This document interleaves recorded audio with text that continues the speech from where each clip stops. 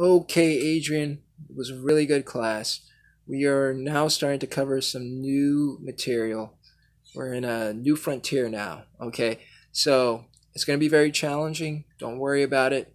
Okay, it's part of the process. Um, I like the things that you're doing and the way you're approaching these new things. Um, I'm going to start off by playing the rhythms that we were playing first in the class. Um, these things, all of these different styles that I kind of threw at you, introduced you to today, they're going to help collectively for your basic understanding of how theory works um, as a musician and when you're interacting with different musicians. Okay, and it will help you to understand yourself more and how you approach sound. Um, you'll develop your own technique, your own style within all of these different styles. Um, when you're seeing something that's challenging to you musically, because you learn so many different styles and you'll learn them well, you'll be able to connect different aspects and make it into one thing where you might have not understood something in one style, the other style may have the answer to it. Okay, the approach might be in a way where, hey, okay, that makes sense if I use it in this. Okay, so all those styles are kind of like puzzle pieces, and they collectively they make one big fine work. Okay, you just have to know when to use each of those puzzle pieces. All right, we're going to call those puzzle pieces components. All right, so when we use these, we make a nice big picture, and it's got everything in it, and it all makes sense, and you have like balance and understanding of what you're doing, and you'll be able to be more creative when it's time for you to kind of add melodies or make a composition. You'll be able to do a whole lot of different things by using these different components. All right, so here's what we're going to do. We're going to work on that chord progression that we first started at the beginning of this class today. We did the G dominant seventh, we did a G flat dominant seventh, we did an F major chord, and then we followed up with an A minor seventh. We did a nice moderate tempo, and we kind of slowed it down too, because the styles that we were playing, I believe it was neo soul, and we did some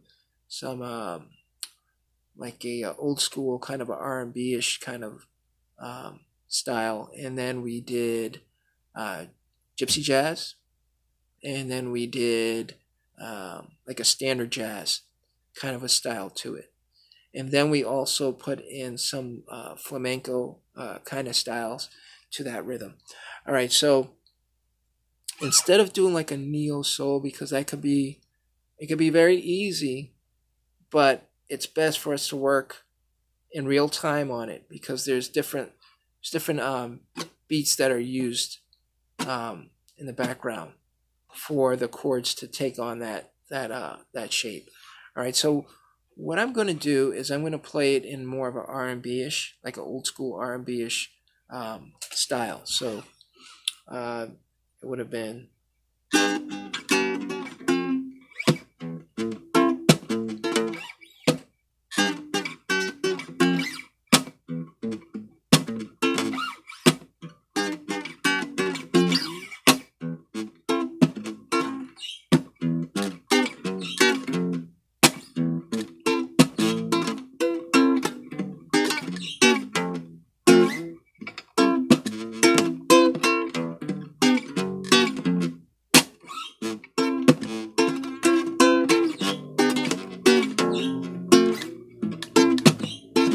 Okay, so that's kind of like an old school R&B-ish style for rhythm guitars.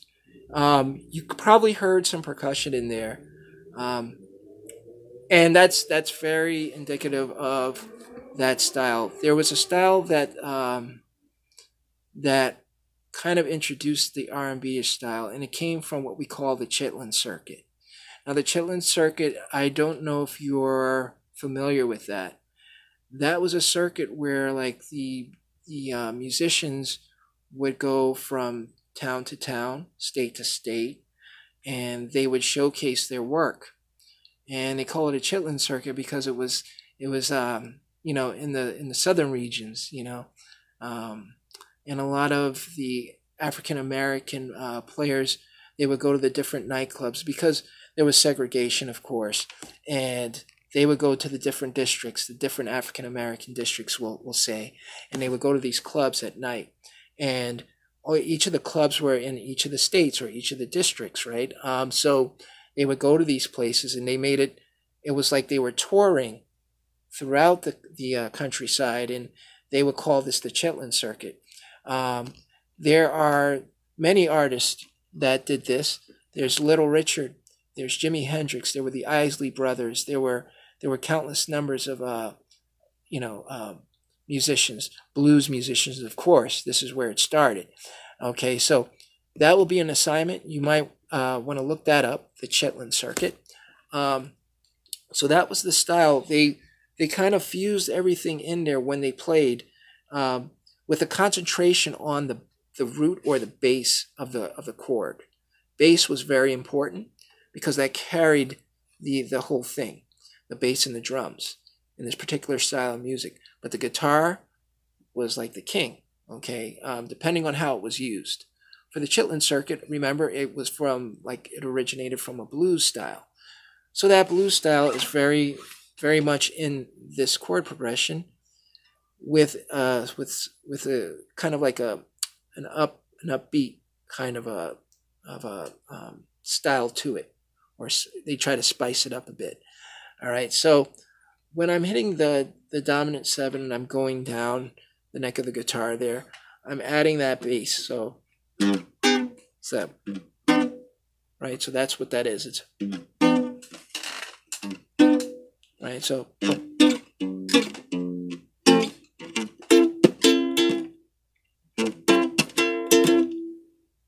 right, so bass or root, and then the strum. That's where that rhythm really comes in. That bass can actually work as your beat in a lot of cases. All right, so but the strumming up with the rest of the strings, that's your rhythm, right? But I'm also hitting it. I'm adding percussion to it when I play.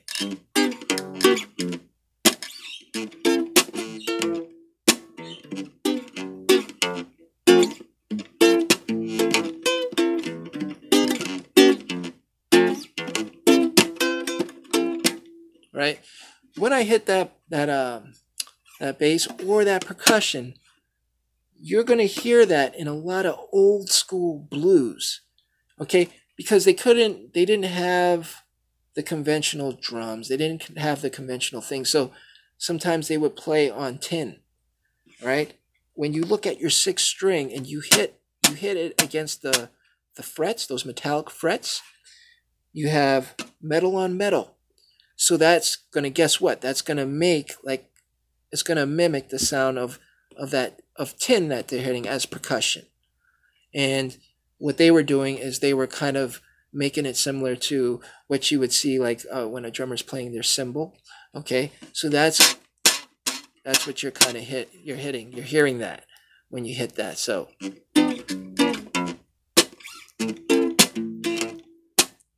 right, so that's what that is. Okay, so play around with that style, break it down, and play it slow. Play it slow and add some spices to it, because there's a lot of different things you could do with that. You could even make little bass lines in there along with these bass lines.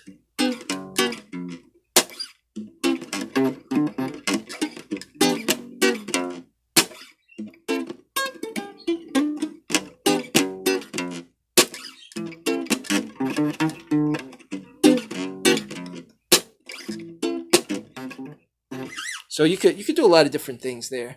I'm just kind of winging it, but that's the idea. Now the next thing that we did, we played. Let's go into the gypsy jazz. All right, the gypsy jazz you identified with, and that's from your territory.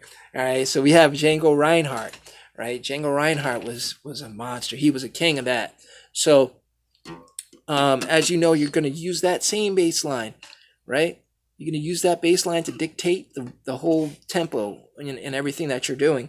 So you hit that bass line and you strum down. Now here's the thing, okay? Here's a deep aspect of what that method is that they're playing.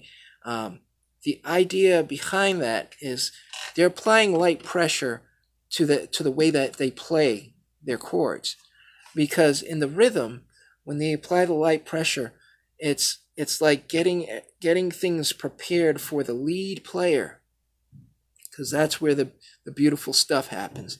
It's in the lead playing. The melody comes, and then the lead expression comes, and So what they're doing is they're pulling the audience in. They're pulling pulling you in so you could hear what's about to happen.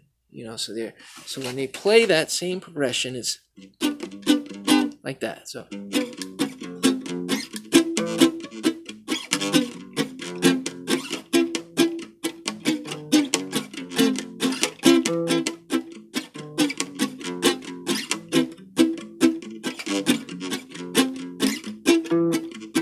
All right. So there's a lot of things you could do there. So it's like suspenseful, but pleasant to the ears, pleasant on the ears, kind of a suspense. Is pulling you in, pulling your attention in, and then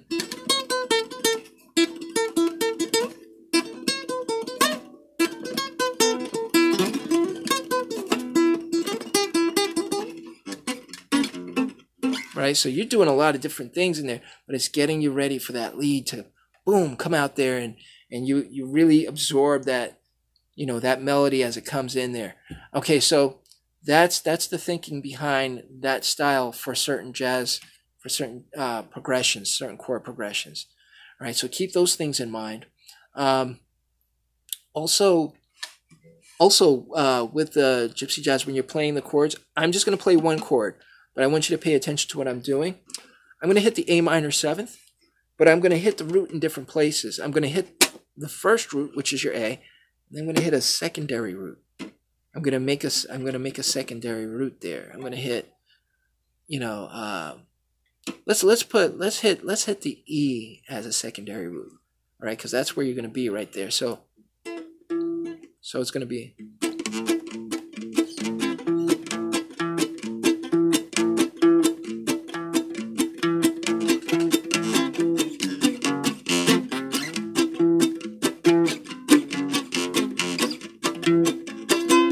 Right, so you can do a lot of things there. That's the spice right there. That we came to a point where you were like, oh, I feel like I should add something in there. Well, you could do that, all right? But it's gonna take a while for you to do that. But what you're gonna do is, or maybe not, but take your time. You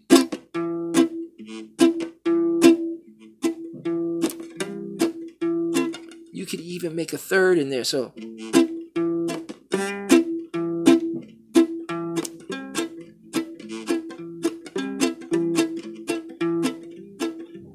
Go slow first. The other thing you could do is when you get to that A minor 7th, you could go, right, to kind of, it takes, you go through that progression. When you get to that A minor 7th, you just kind of da, da, da, da, da, to kind of like amplify what you just played, and then you start in again. So I'm going to play it slow.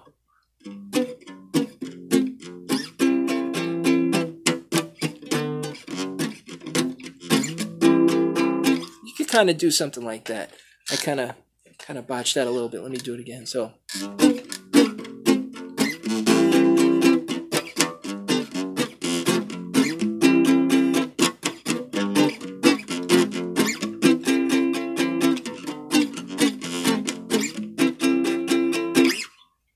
so there's sometimes they'll do stuff like that. You don't have to play it on every repetition or every phrase. You just do it like once in a while. Okay, so you want to keep some variety in there. Okay, so that was gypsy jazz. You had the flamenco stuff. Okay, so you're pretty familiar with that. It's down, up, up, down, up, up.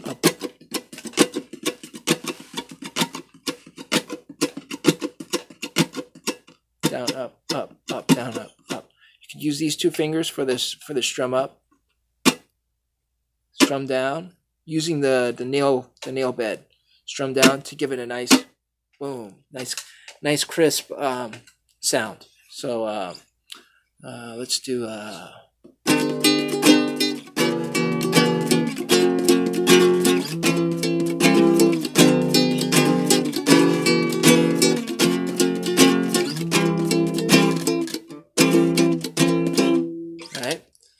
So there was that, and then I think that was it.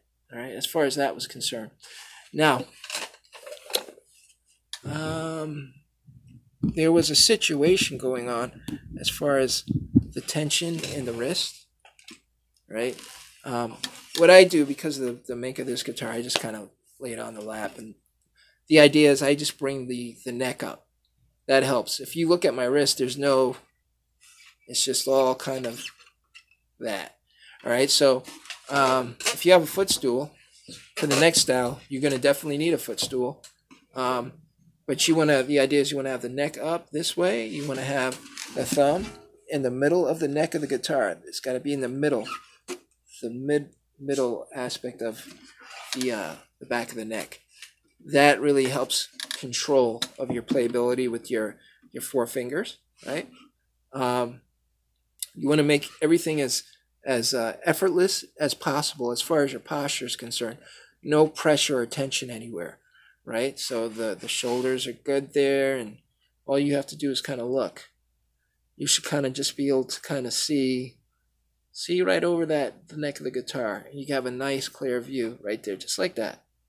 Just like that. Okay. I have to bring this up a bit, so I'm kind of. All right. So what we did was we went into the classical style. All right. So we did an A sus2, right? And I explained what that was. We did a C major 7th, and then we went into the E minor 7th. All right. So we did more of a finger picking style for this. We did an intro, which was, yeah. Yeah, so B, C, D, C, B with a flickering accent on the C. We turned to the C, and then we went to the A sus2, and that was 5, 1, 4, 1, 3, 1, 2, 1. So.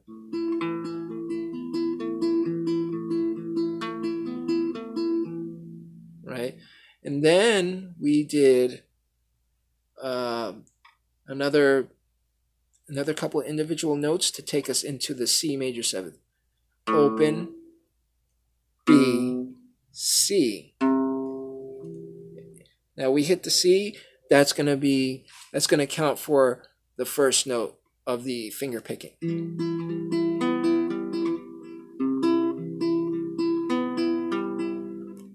And then we went.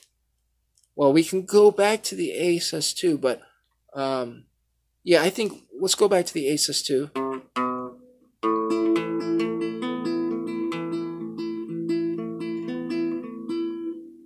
And then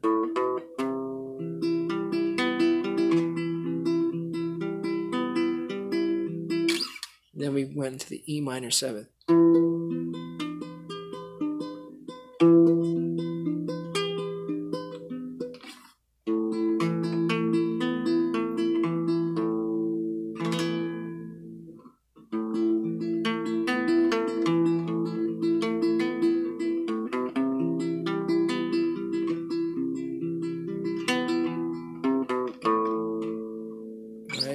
Okay, so that's what we did. It's the 5, 1, 4, 1, 3, 1, 2, 1, and then backwards, right?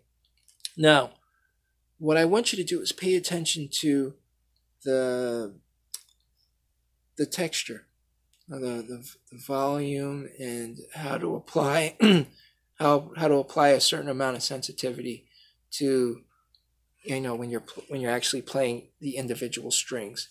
That sound should almost be like a wave, like a nice steady, like a steady wave, not too much, just kind of comes in and it goes out. Not too steep of a wave, but nice, subtle kind of a thing. Because again, with this, just like in the gypsy jazz, with this you're kind of pulling the attention of the person in. And then it gets a little bit louder, and then it goes out, right? So a wave.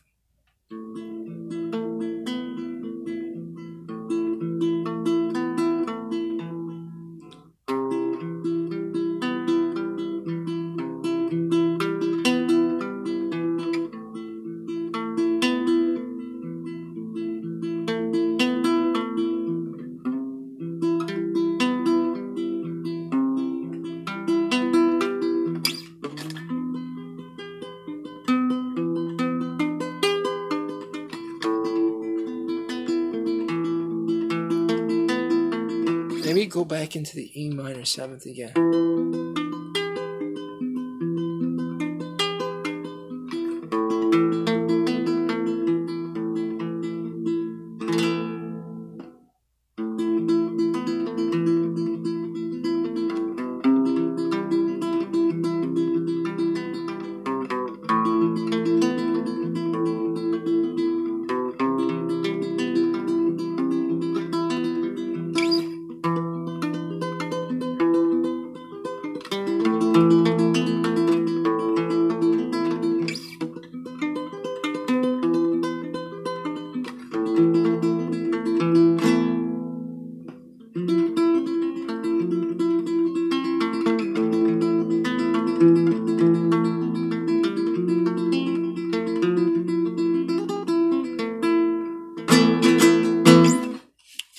Okay, I got a little carried away, but that's just the idea of what we're looking for with this particular piece. Okay, we are going to add melodies to this that will be played on the one guitar, so you're going to be able to play everything on it.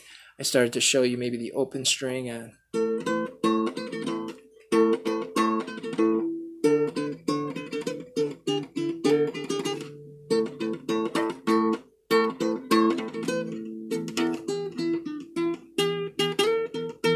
all right, so we're gonna play around with certain things, hitting the two strings, doubling up on the octaves. There's a lot of different things that we can do with this. Okay, so what I want you to do is play this video and just kind of think of things. And of course, like I mentioned, with this particular chord progression, I want you to play it as a way of kind of like relaxing. You said it yourself, when you play with the instrument against you this way, you're feeling all the notes. It's vibrating through you. You are an actual instrument yourself. So when that's happening, you're very, very much attached to what you're doing and how you're expressing yourself. There's a lot more to it, but I'm just going to keep it brief. I went over a lot of stuff just now, so I'm going to end it here. I think that was a really good class, and it's actually the beginning of your trip, you know, to learning about sound and all this good stuff that we do. All right, I thank you very much. I appreciate your dedication and your work that you've put into this thing. Okay, thank you very much, and I will see you on Wednesday next week. God bless. Have a good one.